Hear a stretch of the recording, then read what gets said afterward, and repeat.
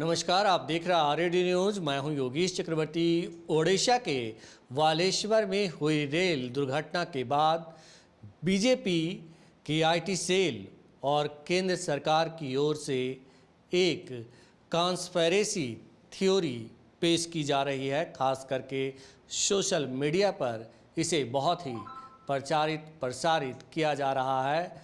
तो क्या है ये कॉन्स्पिरेसी थ्योरी? आज हम इसी मसले पर बात करने वाले हैं आरएडी न्यूज़ के राजनीतिक संपादक हेमंत कुमार से। आइए बात करते हैं। हेमंत जी, जिस तरह से रेल हादसे को लेकर पूरे देश में सदमा पस रहा है, अब लोग जो है, राजनेता जो हैं, अपनी खाल बचाने में इस पर जुटे हुए हैं और तरह तरह के मनगढ़ंत कहिए कि चीज़ें सामने ला रहे हैं। ये कॉन्स्पिरेसी थ्योरी जो है, इसके बारे में बताइए, क्या है ये? सबसे पहली बात तो मैं ये बता दूं कि ये इस सदी की बहुत बड़ी रेल दुर्घटनाओं में एक दुर्घटना है, यह भी बालेश्वर की रेल दुर्घटना। तो यह जो आप कह रहे हैं कॉन्स्पिरेसी थ्योरी पूरी तरह से मामले को, मुद्दे को भटकाने की थ्योरी है और कुछ नहीं है। बल्कि इस दुर्घटना ने पूरे भारतीय रेलवे में सुरक्षा को लेकर के और सिग्नल सिस्टम को लेकर के बड़ा सवाल खड़ा किया है। उन सवालों का जवाब सरकार के पास में नहीं है और इस वजह से इस तरह की थ्योरी लेकर के आया जा रहा है और सीबीआई इंक्वायरी कराने की बात की जा रही है। ये बिल्कुल फार्स बात है और ये एक तरह से मुद्दे को भटकाना है। इतने लोगों की जो मौत हुई है, उस मौत की जवाबदेही से भागना है। इस वजह से ये कॉन्स्पिरेसी थ्योरी लेकर के जो बीजेपी का आईटी सेल आ रहा है, केंद्र सरकार आ रही है, क्योंकि अब ये चर्चा में बात आ गई है, विपक्ष की ओर से भी ये बातें आ गई है। एक तो जो लेटर जो सर्कुलेट हो रहा है मीडिया में और हम लोग के पास भी वो है, हाँ वही लेटर है। साउथ वेस्ट रेलवे के प्रिंसिपल ये chief operation manager Harishankar Verma की यह रिपोर्ट है और बहुत पुरानी रिपोर्ट नहीं है, 9/2/2023 की यह रिपोर्ट है, जिसमें उन्होंने मैसूर में एक ट्रेन दुर्घटना का हवाला देते हुए लिखा था कि रेलवे में सिग्नलिंग सिस्टम को लेकर के और सेफ्टी को लेकर बहुत बड़े पैमाने पर लापरवाही बरती जा रही है और इस तरह के हादसे हो रहे हैं। इस पर तत्काल रोक लगाने की और इन चीज़ों की जांच करने की ज़रूरत है और जवाबदेही तय करने की ज़रूरत है। ये इस चिट्ठी में, इस पत्र में ये लिखा हुआ है। तो ये भी बताया गया है कि जो सिग्नल की जिम्मेवारी लोग संभाल रहे हैं वो कम पढ़े लिखे लोग हैं और ऐसे लोग हैं जो किसी की जान की कीमत तक नहीं समझते। बिल्कुल। तो ये जो है, ये जो पत्र है, इस पत्र की जवाबदेही कौन लेगा? इसको कौन आंसर देगा? इसका आंसर लोग कोई नहीं दे रहा है। लेकिन बात क्या हो रही है, जब इतनी बड़ी दुर्घटना हुई है जिसमें कहा जा रहा है कि सिग्नल सिस्टम की वजह से ये हुआ है, सिग्नल सिस्टम में खराबी की वजह से ये दुर्घटना हुई है। अब उसमें कॉन्स्पिरेसी थ्योरी क्या आ रहा है कि किसी अज्ञात व्यक्ति ने क्या कुछ उसमें उसमें छेड़छाड़ किया सिग्नल सिस्टम में कि गाड़ी चली गई दूसरे ट्रैक पर। और तो ये सबसे बड़ी बात यह है कि जो इस तरह की थ्योरी लाई जा रही है वो जवाबदेही से भागने वाली थ्योरी है और कुछ नहीं है। वहाँ जिन चीज़ों की जांच होनी चाहिए, जो ये से एक पुख्ता मामला ये है कि यह जो हेमंत जी, ये तो आपने बात कही कि जिम्मेदारी से सरकार भाग रही है और पूरा देश देख भी रहा है, क्योंकि जो मजदूर और जो लोग हादसे के शिकार हुए हैं, जो उनके परिजन को वहाँ से लाश तक लाने में दिक्कत हो रही है, जो अपने परिजनों का लाश लेकर आए हैं। बताया जा रहा है कि आप ही के इलाके मुजफ्फरपुर में करीब 15-20 लोग उस हादसे के शिकार हुए हैं।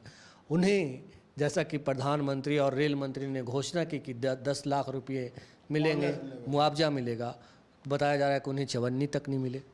अब तो मुआवजा अब कैसे कब मिलेगा वो तो अलग बात है, लेकिन जो लोग मरे, जो लोग घायल हैं, उनके इलाज में लापरवाही, जो लोग मरे उनका लाश ले जाने पहुंचाने, उनके परिजनों के साथ मदद करने, इन सब चीज़ों में जो लापरवाही हो रही है वो तो हो ही रही है। सबसे बड़ी बात यह है कि ये जो अभी इस तरह की घटनाओं से सबक लेने के बदले में एक दूसरी तरह की थ्योरी आप अगर लेकर के आते हैं, ये सिर्फ ये सबके लिए है, विपक्ष के लिए भी है और सत्ता पक्ष के लिए भी है कि इस पर ठीक है, विपक्ष तो सरकार की आलोचना करेगा ही कि आपने रेलवे में ये सेफ्टी स्टाफ के लगभग 1,04,000 पद खाली हैं। कुल जो वैकेंसी है, टोटल वैकेंसी जो है वो 3.5 लाख से ऊपर है। तो आप बताइए कि रेलवे में तमाम तरह के तकनीकी सुधारों के बावजूद, तमाम तरह के मॉडर्नाइजेशन के बावजूद रेलवे में मैन पावर की ज़रूरत को ख़त्म नहीं किया जा सकता है। तो मैन पावर की जहाँ ज़रूरत है वहाँ मैन पावर आप नहीं दे रहे हैं। ओवरलोडेड लोग काम कर रहे हैं। जो लोको पायलट है उनके बारे में कहा जा रहा है कि वो उनसे 12 घंटे 14 घंटे काम लिया जा रहा है और उसके बाद भी ओवर टाइम भी काम करवाया जा रहा है। तो ऐसे लोग जब वो ट्रेन चलाएंगे तो इंजन पर, सिग्नल पर कितना कंट्रोल होगा। आज ही मैंने पटना जंक्शन में कई जो हैं स्टेशन मास्टर काम करते हैं, उन्होंने कहा कि कभी कभी तो 48 घंटे उन्हें काम करने होते हैं। तो आप समझ सकते हैं कि एक तरफ आप बुलेट ट्रेन देश में चलाने की बात करते हैं, वंदे भारत ट्रेन चलवा रहे हैं, लेकिन ये पता होना चाहिए कि इस देश में अभी भी जो मालगाड़ी का जो एवरेज स्पीड है वो 25 किलोमीटर प्रति घंटा का एवरेज स्पीड है। और जो आपके यहाँ जो जितनी एक्सप्रेस ट्रेनें हैं वो 60 किलोमीटर प्रति घंटा का ही एवरेज स्पीड से चलती हैं। ये और इन चीज़ों को आप ट्रैक को दुरुस्त करने के लिए, सिग्नल सिस्टम को दुरुस्त करने के बदले में आप एक तरफ आप बुलेट ट्रेन चलाने की बात करते हैं। पहले आम लोगों के लिए जो सामान्य सी जो ट्रेन है उसको आप दुरुस्त करने के बदले में आप बुलेट ट्रेन चलाने की बात करते हैं। इतना लंबा चौड़ा आपके पास ये है, उसका बजट है, तो उसको आपको ये बुलेट ट्रेन चलवाने के लिए जो खर्चा आ रहा है, लगभग 1 किलोमीटर ट्रैक बिछाने में 350 करोड़ रुपए का खर्च उस पर आता है। तो आप इतना बड़ा खर्च उस पर कर रहे हैं एक छोटा सा मुंबई अहमदाबाद का जो स्ट्रेच है उस पर चलाने के लिए। लेकिन जो 60,000 किलोमीटर का जो भारतीय रेलवे का जो नेटवर्क है उसको दुरुस्त करने के लिए, उसमें सिग्नल सिस्टम दुरुस्त करने के लिए, उस पर ट्रैक को मेंटेन करने के लिए, ट्रैक चेंज करने के लिए इन चीज़ों पर आप काम नहीं कर रहे हैं। ये पहले रेल मंत्रालय का बजट अलग होता था, इनके आने के बाद बजट को भी साथ में कर दिया गया। अब एक तरह से रेल मंत्री जो हैं वो एक तरह से पीआर हो गए हैं। असली रेल मंत्री का काम जो है प्रधानमंत्री कर रहे हैं। वो ट्रेनों को झंडी दिखाना हो, नई ट्रेनों की शुरुआत करनी हो, ये तमाम काम तो प्रधानमंत्री ही कर रहे हैं। तो रेलवे एक तरह से वो शोकेसिंग का जरिया बन गया हुआ प्रधानमंत्री का। इस वजह से ये तमाम चीज़ों पर ध्यान नहीं जा रहा है। लेकिन जिस तरह से रेलवे का बजट समाप्त किया गया, नीति आयोग बनाए गए, जिस तत्परता के साथ लोग यही समझ रहे थे कि देश को नए प्रधानमंत्री जो है एक नई ऊर्जा के साथ, एक नई दिशा के साथ जो है आसमान पे ले जाएंगे। और बीजेपी के लोगों ने इस तरह से प्रचारित भी किया। लेकिन उन बातों को थोड़ा देर के लिए अगर छोड़ भी दिया जाए, मैं ये कह रहा हूँ कि हम लोग आज बात कर रहे हैं कंस्पिरेसी थ्योरी। बालेश्वर की रेल दुर्घटना में क्या कोई कंस्पिरेसी हुई है? तो मैं कहता हूँ कोई कंस्पिरेसी नहीं है। ये उसी तरह की बात है जिस तरह पुलवामा में आपने कंस्पिरेसी ये पाकिस्तान का खोज लिया था, उसी तरह आप यहाँ भी कुछ कंस्पिरेसी खोजने की तैयारी कर रहे हैं। वह भी चुनावी साल था, ये भी चुनावी साल है, और आप कंस्पिरेसी खोज करके आप अपनी जिम्मेवारियों से भागना चाहते हैं। आप इसको भावनात्मक मुद्दा बना करके इसको प्रचारित करना चाहता है। इसका पुलवामा का तो खुलासा हो गया। जो तत्कालीन जो राज्यपाल थे सत्यपाल मलिक ने तो एक तरह से पूरा पर्दाफाश कर दिया। देश की जनता को ये भी बता दे, प्रधानमंत्री का भी पर्दाफाश हो गया, पूरी घटना का पर्दाफाश हो गया। ये तय हो गया कि पुलवामा में जो सीआरपीएफ के जवान मारे गए थे वो सरकार की लापरवाही से मारे गए थे। उसमें कहीं कोई ये नहीं था।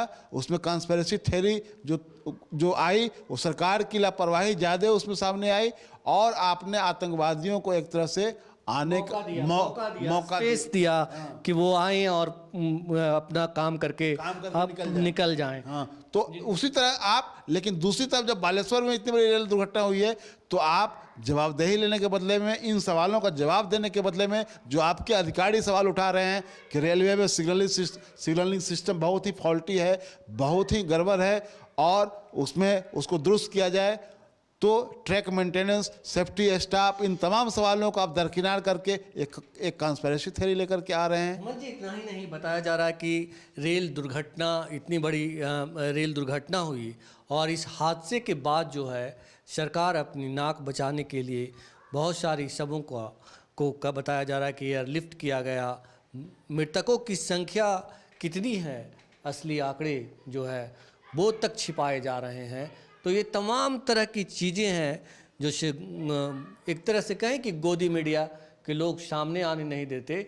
तो मतलब कहीं ना कहीं पूरे चीज़ों को जो है अपने पक्ष में करने के लिए एक कॉन्स्पिरेसी थ्योरी लाई गई। मैं वैसे बताना चाहता हूँ इस बात से अलग, क्योंकि हम लोग बिहार के लोग हैं, बिहार में बैठे हुए हैं, यहाँ चर्चा कर रहे हैं। तो मैं ये बताना चाहता हूँ कि इस ट्रेन हादसे के बाद, बालेश्वर हादसे के बाद बिहार में कि भागलपुर में एक पुल गिरा और उसको लेकर के अब वो यहाँ पर धींगामुश्ती हो रही है। विपक्ष और सत्ता पक्ष एक दूसरे के खिलाफ आरोप प्रत्यारोप लगा रहे हैं। लेकिन मेरा कहना है, एक स्वतंत्र पत्रकार के रूप में मैं ये कह रहा हूँ, एक स्वतंत्र विचारक के रूप में आपको मैं ये बताना चाह रहा हूँ कि यह जो घटना हुई है, यह दोनों सत्ता पक्ष और विपक्ष दोनों के लिए एक तरह से ये चेतावनी है, क्योंकि इसमें से कोई भी नहीं कह सकता है कि हमारी साझेदारी उसमें नहीं थी। चाहे आज सत्ता में बैठे हुए लोग हों, चाहे आज विपक्ष में बैठे हुए लोग हों, सब लोगों के लिए एक तरह से ये सब लोग इसमें बराबर के साझेदार हैं। इसलिए बिहार में इस तरह के जो मेगा प्रोजेक्ट हैं, उस मेगा प्रोजेक्ट में कैसे वो मेगा प्रोजेक्ट सफल होगा, मजबूत होगा, टिकाऊ होगा, इसकी जवाबदेही लेने के बदले में जो लोग इसको एक दूसरे के ऊपर ये फुटबॉल की तरह डाल रहे हैं, तो ये एक तरह से अपनी अपनी जवाबदेहियों से भागने की बात है। तो मैं इसकी चर्चा इसलिए कर रहा हूं कि कुछ लोगों को लग रहा है कि बालेश्वर से शिफ्ट होकर के अब इस पर आ जाया जाए और बालेश्वर को गौन कर दिया जाए। लेकिन दोनों सवाल अपने आप में मौजूद है, दोनों सवाल मौजूद है और इन सवालों का जवाब सबको देना होगा। बालेश्वर की घटना की जवाब प्रधानमंत्री को देना होगा, केंद्र सरकार को देना होगा, बीजेपी की सरकार को देना होगा। और यहाँ की जो घटना हुई है, इसमें मैं कह रहा हूँ कि दोनों तरह के लोग, विपक्ष में बैठे हुए हों या सत्ता पक्ष में, दोनों लोगों को ये जवाबदेही लेनी होगी, क्योंकि दोनों ही कभी ना कभी किसी न किसी रूप में इसमें साझेदार रहे हैं और यह जो हुआ है इसकी जवाबदेही दोनों की बनती है। इसलिए ये लोग जो कुछ कर रहे हैं, ये जनता को की आंख में धूल झोंकने वाली बात हो रही है। और जो करोड़ों ये रुपए का जो प्रोजेक्ट है, 1750 करोड़ का जो प्रोजेक्ट है, वो अगर आज ये समझिए कि धराशायी हुआ है, तो उसकी जवाबदेही तय होनी चाहिए और कार्रवाई उस पर होनी चाहिए।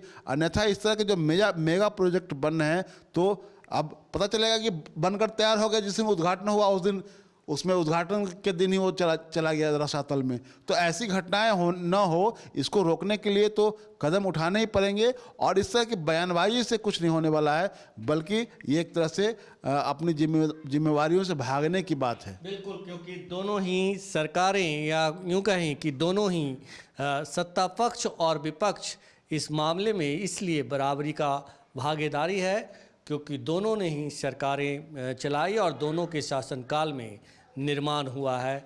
इसीलिए कोई एक दल दूसरे दल पर आरोप लगा के बच नहीं सकता। फिलहाल इतना ही।